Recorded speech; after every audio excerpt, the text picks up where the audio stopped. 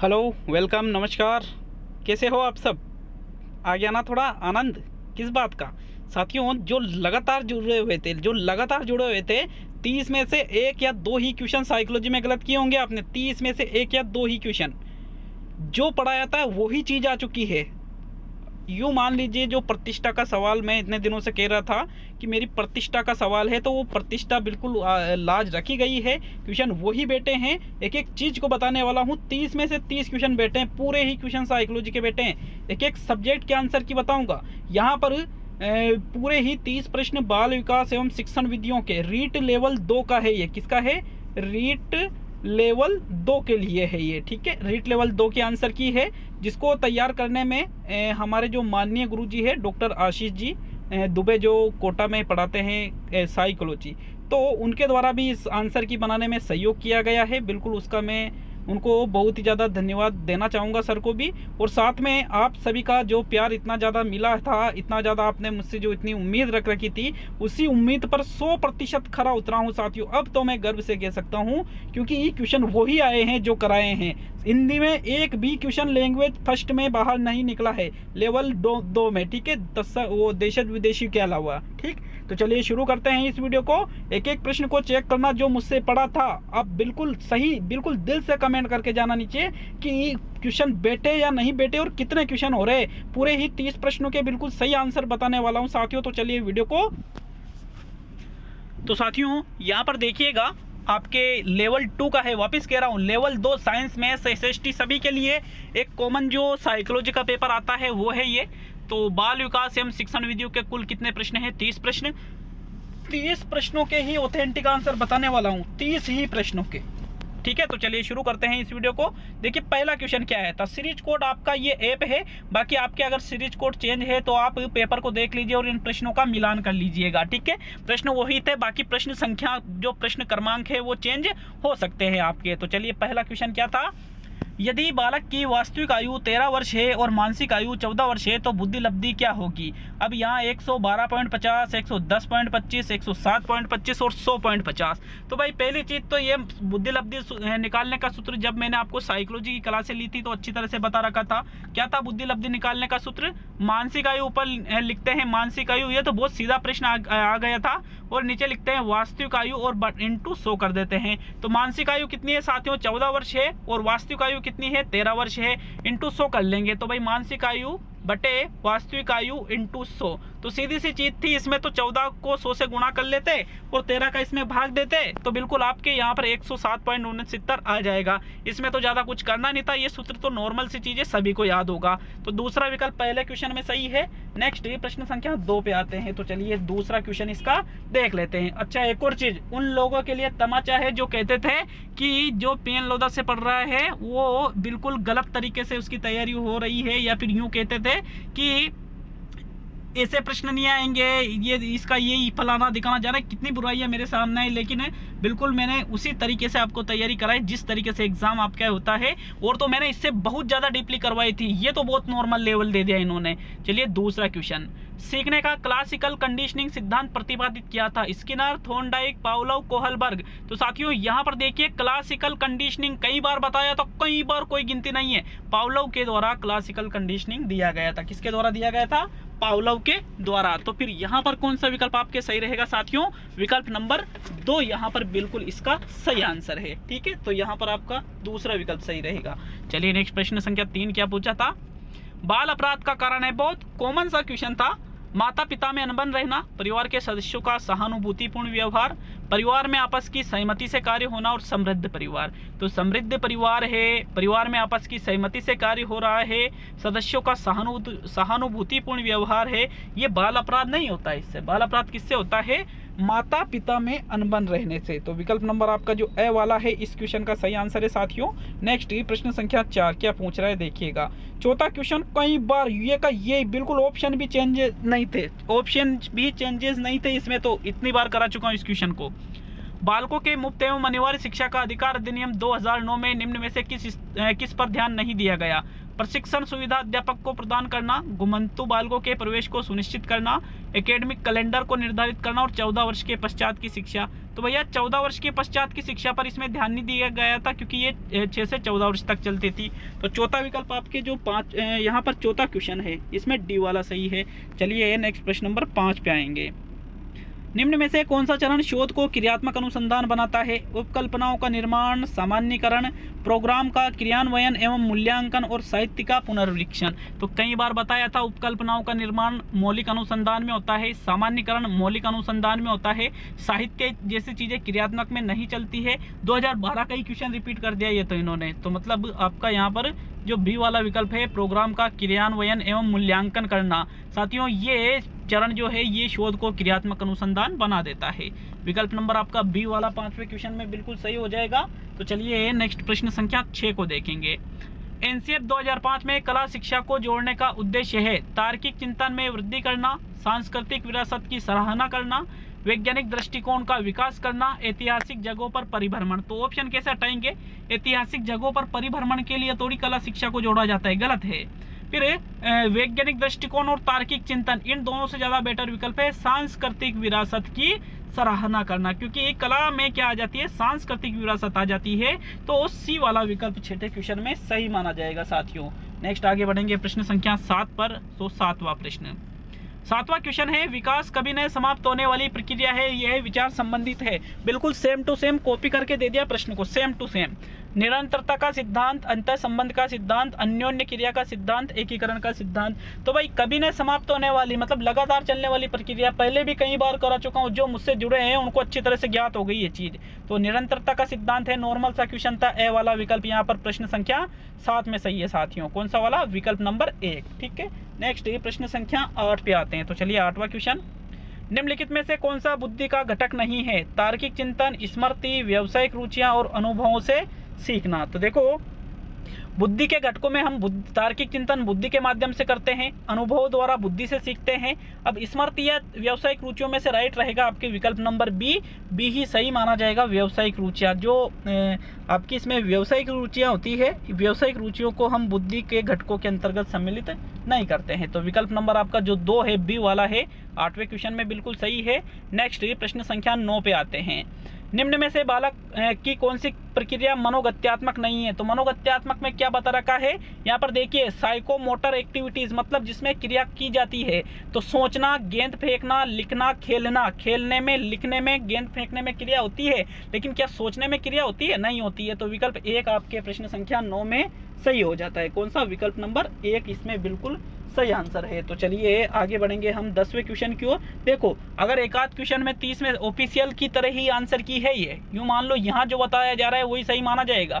एक आध क्वेश्चन अगर इधर उधर होता है तो उसके लिए आप कमेंट कर सकते हो कि नहीं सर मैंने तो ये किया है, और आप बिल्कुल इसकी सही तरीके से कमेंट कीजिएगा कि भाई ये सही माना जाएगा इसमें, तो ठीक है। तो बिल्कुल आप सही तरीके से उसमें बता सकते हो। तो चलिए नेक्स्ट प्रश्न नंबर 10 पे आते हैं। व्यक्तित्व को मापने के लिए 16 पीएफ प्रश्नावली किसने दी? Gordon, Allport, RB Cattell, Sheldon और स्प्रेंजर। व्यक्तित्व के टॉपिक में ये क्वेश्चन 16 पीएफ प्रश्नावली, 16 पर्सनालिटी फैक्टर कितनी बार बताया साथियों? आरबी केटल, रेमंड केटल ने दी थी। तो 10वें में आपके यहाँ सी वाला विकल्प बिल्कुल सही है। कौन सा है? सी वाला विकल्प। नेक्स्ट प्रश्न संख्या 11 पे आएंगे। तो 11वां प्रश्न, निम्नलिखित में से कौन सी विशेषता प्रतिभावान शिक्षार्थी की है? प्रतिभावान शिक्षार्थी की विशेषता बताना है। आक्रामक और कुंठित हो जाता है, पहला विकल्प यहाँ सही रहेगा। लेकिन देखो आक्रामक कुंठित होना गलत है। बहुत ही तुनक मिजाजी होता है, गलत है। रस्मी व्यवहार करता है, हाथ थपथपाना, हिलना, ये नहीं होता है। तो एक ही विकल्प यहाँ पर सही है, वो है यदि कक्षा की गतिविधियाँ अधिक चुनौतीपूर्ण नहीं होती है तो वह कम प्रेरित अनुभव करता है और ऊब जाता है। तो मतलब ये एक प्रतिभावान बालक की विशेषता है, क्योंकि अगर आप चुनौतीपूर्ण व्यवहार उसके सामने नहीं रखते हो तो फिर वहाँ पर ऊबने की बहुत ज़्यादा संभावना हो जाती है। तो कौन सा प्रश्न था ये? प्रश्न संख्या 11 था साथियों। 11वें क्वेश्चन में फिर आपका कौन सा विकल्प सही रहेगा? विकल्प नंबर 1 बिल्कुल सही रहेगा इस क्वेश्चन में। नेक्स्ट प्रश्न संख्या 12 पे आएंगे। विशेष आवश्यकता वाले बच्चों को शामिल करना एक अवास्तविक लक्ष्य है, अवास्तविक नहीं है। विद्यालयों पर भार बढ़ेगा, भार बढ़ना बिल्कुल नेगेटिव है। जिनमें अक्षमता न हो उन बच्चों के लिए हानिकारक है, गलत है। तो एक ही विकल्प बचा है सी वाला। शिक्षण के प्रति दृष्टिकोण विषय वस्तु और धारणा परिवर्तन की अपेक्षा रखता है, सी वाला विकल्प यहाँ पर प्रश्न संख्या 12 में बिल्कुल सही रहेगा। कई सारे लोग मेरे पास जो हमारे साथी थे वो उनका कॉल आता था कि सर आप जो लेवल से पढ़ाते हो साइकोलॉजी वो कहीं से कहीं तक रीट में आ ही नहीं सकती, आपका कोई भी क्वेश्चन नहीं बैठेगा इत्यादि जैसी कई सारी चीज़ें आती थी। लेकिन बिल्कुल आप लोगों ने जितना मुझ पर विश्वास किया तो कोशिश पूरी की थी कि आपको बेटर से बेटर चीज़ें मिले साथियों, बिल्कुल निःशुल्क, और आपको प्रदान भी की थी। तो देखो यार, सब ऊपर वाले की मर्जी है, अपनी मेहनत थी, अपन ने अपना 100% दिया है। मुझे डर यही था कहीं ऐसा नहीं हो कि लोगों ने मुझ पे विश्वास किया और उनका विश्वास टूट जाए। लेकिन साथियों देखो, सब कुछ हुआ बिल्कुल निःशुल्क हुआ। मैं कहता था कि सबसे ज़्यादा क्वेश्चन बैठेंगे पूरे राजस्थान में, मिला के देख लेना। 1000 वीडियोस डाल रखे यूट्यूब पे मैंने रीट के, मिला के देख लेना कोई सी भी कोचिंग से, कोई सी भी, ठीक है। तो यहाँ सी वाला विकल्प आपके 12वें में सही है। 13वां हिंदी में तो देखो आप, इतने क्वेश्चन उदाहरण भी चेंजेस नहीं हुए जो पहले मैं कहता था। समस्या समाधान नहीं है, लक्ष्योन्मुखी तो भाई है। एक कौशल जो सीखा जा सकता है, जिसका अभ्यास किया जा सकता है, ये भी समस्या समाधान है।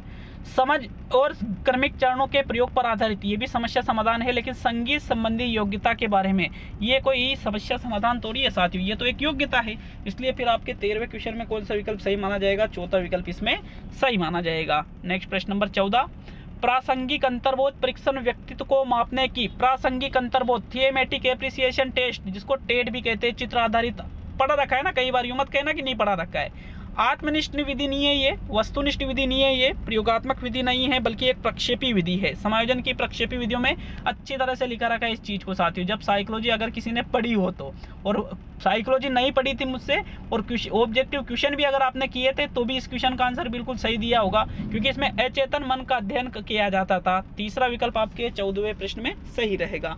अब नेक्स्ट प्रश्न संख्या 15 को देखेंगे। एक बात और कहना चाहूँगा, अगर किसी को लगता है कि यार मुझ में मेरे शब्दों में कुछ यूँ सकते हो गर्व घमंड जैसे अगर भाव आ रहा है अगर मेरे शब्दों में, तो ऐसा कुछ नहीं है, ये खुशी है। ये सिर्फ क्या है? खुशी है साथियों।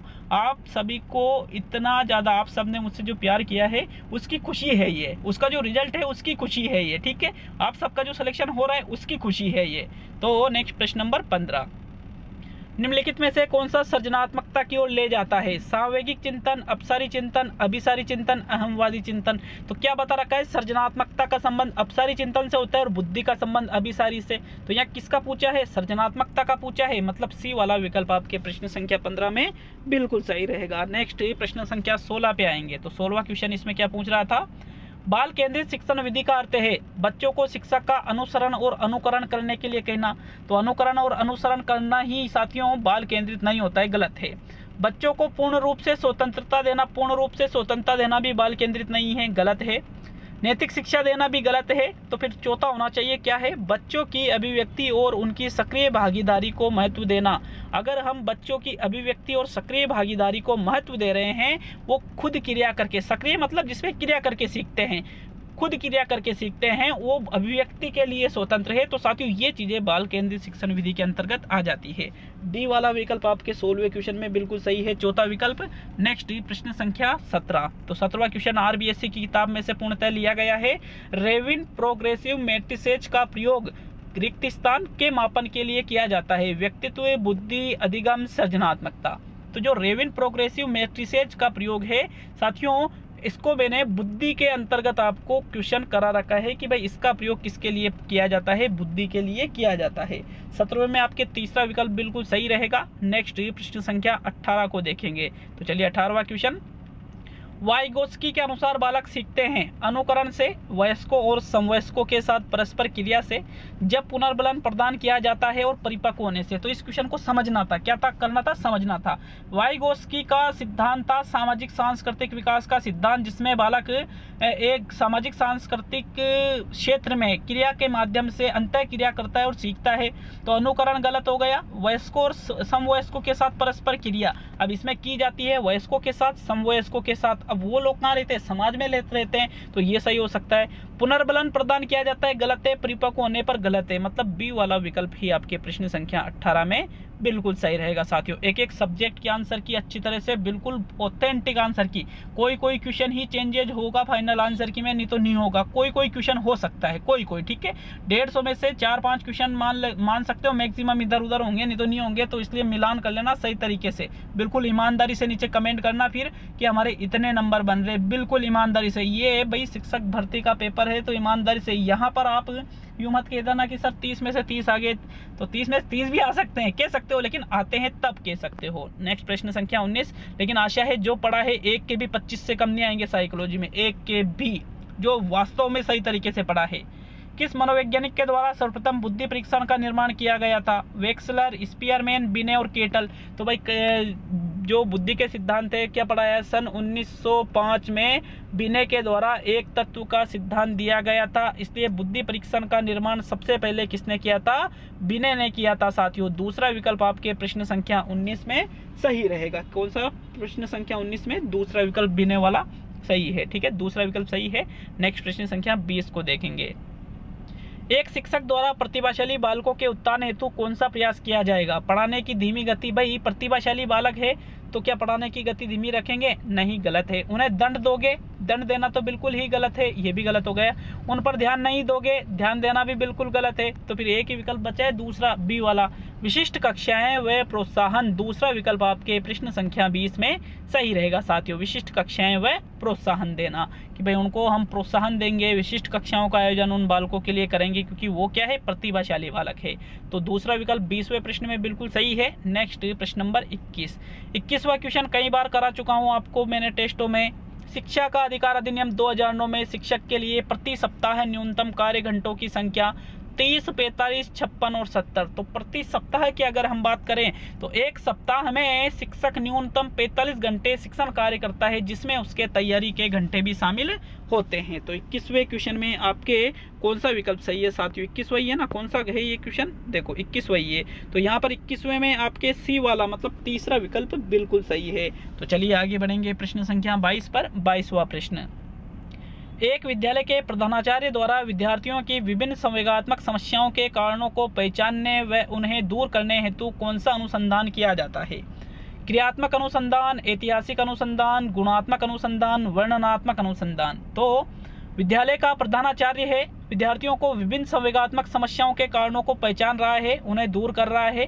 तो साथियों विद्यालय का प्रधानाचार्य ऐतिहासिक अनुसंधान नहीं करता है, वर्णनात्मक गुणात्मक नहीं करता है, बल्कि एक्शन रिसर्च क्रियात्मक अनुसंधान किया जाता है। समस्याओं को, विद्यालय से संबंधित समस्याओं को दूर करने का कार्य क्रियात्मक अनुसंधान में होता है। मैं पहले कई बार बता चुका हूँ आपको इस चीज़ को।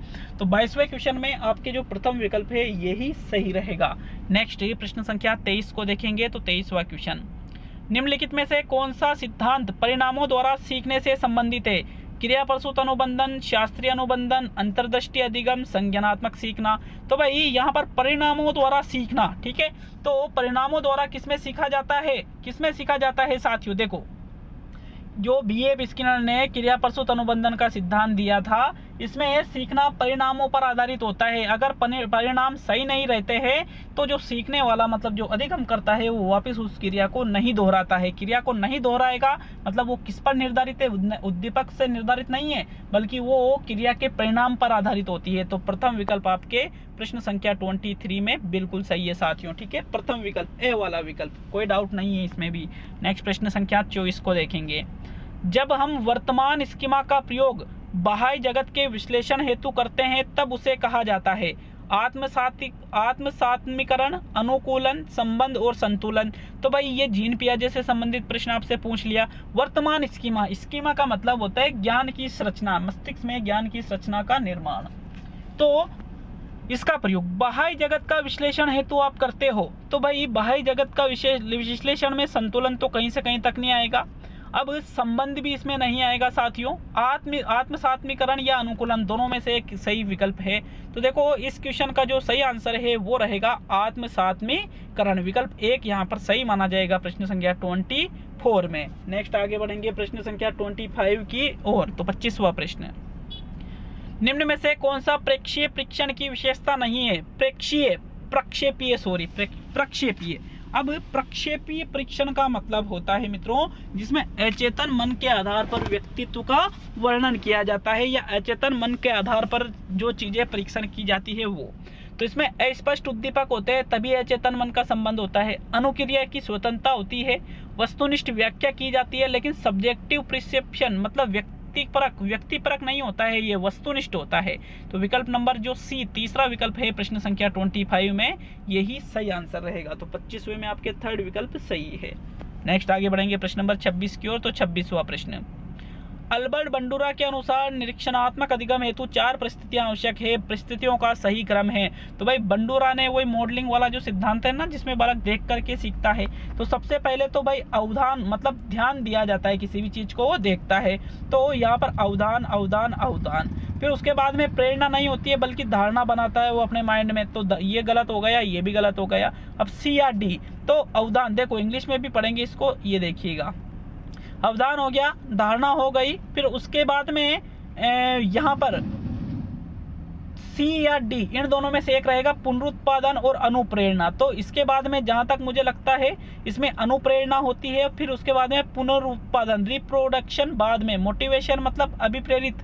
तो अभिप्रेरित पहले होगा उसके बाद ही पुनरुत्पादन रिप्रोडक्शन करेगा वो। तो इसलिए यार चौथा विकल्प सही होना चाहिए साथियों। इसमें थोड़ा सा डाउट है, सी वाला भी हो सकता है बट इसके लिए आप कमेंट कर देना।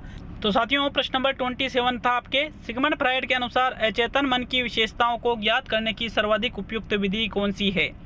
वैयक्तिक अध्ययन, स्वप्न विश्लेषण, समाज मिति तकनीक और साक्षात्कार। तो भाई समाज मिति तकनीक, साक्षात्कार जैसी चीजें इन्होंने नहीं बताई है।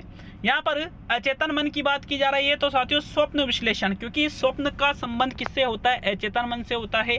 अब यदि हम स्वप्न का विश्लेषण करते हैं तो भाई आप अचेतन मन की विशेषताओं को ज्ञात कर सकते हो, क्योंकि स्वप्न कहाँ से आते हैं? हमारे अचेतन मन में जो इच्छाएं जन्म लेती है, जो दमित इच्छाएं होती है जिनको हम दबा देते हैं, भूल जाते हैं, वहीं से स्वप्न की उत्पत्ति होती है। तो फिर 27वें में आपके बी वाला विकल्प सही रहेगा। नेक्स्ट प्रश्न नंबर 28, ADHD का अर्थ है। तो भाई ADHD का क्वेश्चन मैं कई बार करा चुका हूँ, आपको कई बार करा चुका हूँ साथियों। वाचिक कठिनाई वाले बालक, श्रवण दुर्बलता वाले बालक, ध्यान विकार वाले बालक, दृष्टिहीनता वाले बालक। तो भाई जो बालक ADHD वाले होते हैं साथियों वो अटेंशन, देखो ADHD का संबंध अटेंशन।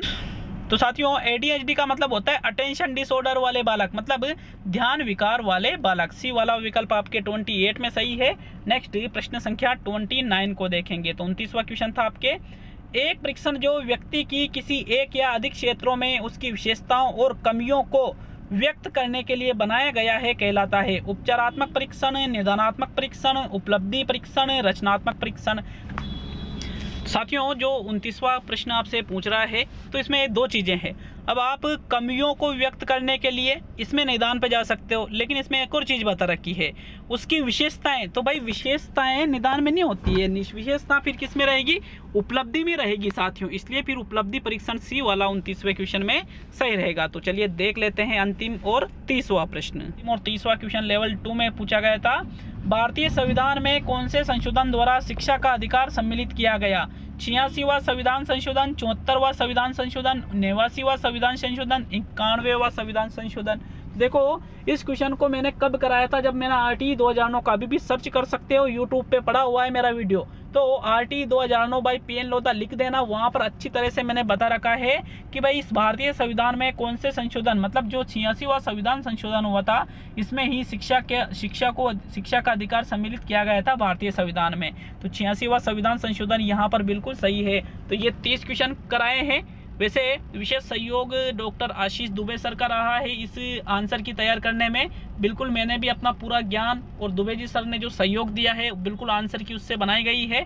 तो उनका वापस एक बार पुनः धन्यवाद दूंगा साथियों वीडियो को पूरा देखने के लिए। आप सभी लोगों का एक बार फिर से धन्यवाद जो आप सभी लोगों ने मुझे इतना सारा प्यार दिया है। इस वीडियो को शेयर जरूर कीजिएगा, सभी के पास शेयर कर दीजिए साथियों, क्योंकि इतना सब कुछ मैंने आपके लिए किया है तो ये आपको करना ही पड़ेगा। जो मुझसे जुड़े हुए हैं वो तो इस चीज़ को ज़रूर करेंगे।